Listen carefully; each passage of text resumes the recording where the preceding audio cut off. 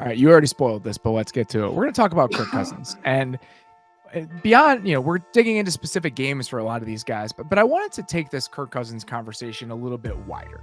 He's at a fascinating point in his career. He's 35 years old. He's set to hit free agency this spring. He's thrown for 1,000 again. He's thrown. The only person who has done a better job in the business of football world than you is Kirk Cousins. Yeah, I think he's got all guaranteed.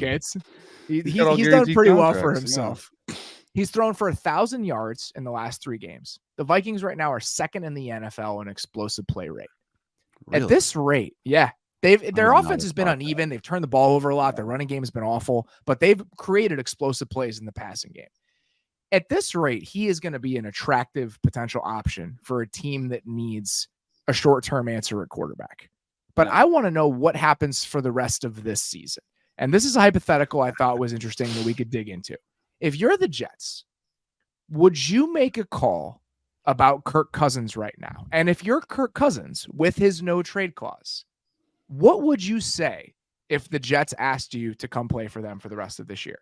I would say absolutely. If I'm the Jets, I want to trade for Kirk Cousins. There's no doubt, bro. Like it's layers. So I'll pull it back. So I say yes, absolutely for the Jets, and for a couple reasons, because the Jets have gone all in. Everything you could possibly do to go all in for a season, they did. They brought Rodgers in. Obviously, everyone knows what happened with him. They brought all that offense in. Dalvin Cook, Breece Hall's back. That defense is top 5, top 10 in the league right now. It's like, I mean, when you trade for a guy like Aaron Rodgers, it's win now. It's win now, or maybe next year. Like, there's no like, hey, here's like a 3 or 4 year plan, because he doesn't have it. Okay, Zach Wilson is not the question, or is not the answer, I think. I know. He's not the answer. And then so it leaves you like, who are you going to bring out on the street? Like my other show, I was like, well, Joe Flacco makes a lot of sense. Like at least he can like somewhat run the offense. And then I get to thinking, I'm like, well, why not Kirk Cousins? Like it could be a win-win for him. And here's why. If you waive your no trade clause and you go to the Jets and you end up having a deep playoff run, because I think, correct me, he only has 1 playoff win against New Orleans. Yeah, I think that's right. I think that's right. Yeah. And if he can go in and double that up even, or make 3 win, like if the Jets go on a run, they're a quarter. I mean, let's just be real. Like they're a quarterback away from going on a run. And so if you can do that, and then Kirk comes in, and you're leasing him for 1 year. You don't have to pay him next year. Aaron's guaranteed 40. You don't have to pay him. He can be on his merry way, but it's a win-win for both. You can almost, other than Justin Jefferson, the overall feel of the playmakers on the offensive side of the ball for the Jets are better. Run game way better. I think it's overall better. I have contention with that. Okay, let's hear it. The Jets' offensive line is all over the place. I said playmakers. Okay, but I'm just saying the Jets' offensive line is all over the place. I would agree with that. And the playmakers overall in Minnesota, Jordan Addison's been pretty good in his first 3 games. TJ Hawkinson's been really good for them since they traded for TJ Hawkinson, and they have Justin Jefferson. So you have a passing game that I think has been pretty kind to Kirk Cousins over the last 2 years. No doubt. Even if the interior of the offensive line is a mess in Minnesota, which it is, you have 2 very good tackles, or at least above average tackles. And you have a system he knows and a set of playmakers that I think he's become very comfortable with. So if you're Kirk Cousins, there's a really good chance you throw for 5,000 yards this year, like right in that range with how bad your defense is going to be.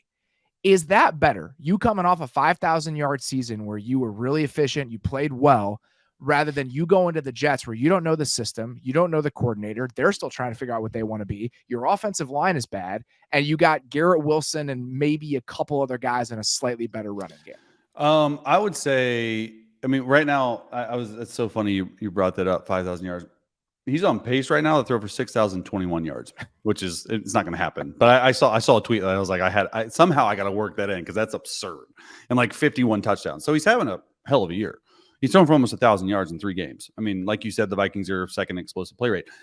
But I don't know. It's interesting to me, and it's only, and I say all this as hypothetical. The only way it makes any type of sense is 3 or 4 games from now. What's the Jets' record?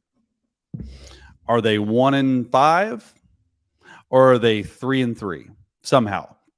Then you have a shot come trade deadline to be like, hey, we are about 500 or a game below 500. You look at the playoff race, be like, okay, it makes sense. And then the Minnesota would have to be like completely out of it for it to make sense. Will it happen? Probably not. But I sort of love the idea of it. Like I love the idea of like the Jets leasing Kirk Cousins to come in. You got to learn the offense. Okay, I get that. But we've seen people do it before and play well. Have 3 or 4 games in, go with it and play. I mean, but the thing is, like, I don't know if he'd waive the trade clause. That's my question. Because tricky part. If you're sitting here right now and you're Kirk Cousins and you continue on this train that you're on here over the next 14 games, there's probably a team out there that's going to give you $30 million a year to play quarterback more than that next year. More than that. He's 35. So Brady played till he's 42. Do you think he gets the Derek Carr contract if he hits free agency? I would think I would think something like, I would say something like 3-year, $140 million. Like that's what I think it is, because he's 35, but you can give him 3 more good years of ball. In quarterback play in this league, not good. He is a good player, and I'm not disagreeing with you. He does have a very good agent. So Derek Carr is 32, and he got 4 for $150 this offseason from the Saints. Kirk Cousins is 35. Kirk Cousins is a way better quarterback than Derek Carr. That's totally fair. So you think that's on the table? Like a $40 million a year extension is on the table for Kirk Cousins if he hits free agency. Have you seen his contracts that he's had? So if this is the case, all guaranteed. If this is the case, then why would you ever potentially screw that up by going to the Jets and potentially playing poorly or getting hurt, whatever? Because if I'm a quarterback and I'm not going to make the playoffs, say the Vikings are 2-6 or something, come trade it, like, and they're out of it. I don't want to be a lame duck in that building. Like, I know I'm not. Like, just like what is there for me here? Like that's that. I'm just saying, like, what is there? Potentially a lot of money at the end of the road. Yeah, if you continue to play well and you're having all these yards through 8 games, you're going to get paid regardless, bro. It's 9 more games isn't going to make a case. That's fair. I just think I want him to go be like Broadway Kirk. Like, I just want to see him on Broadway, like with the dude. Could you imagine?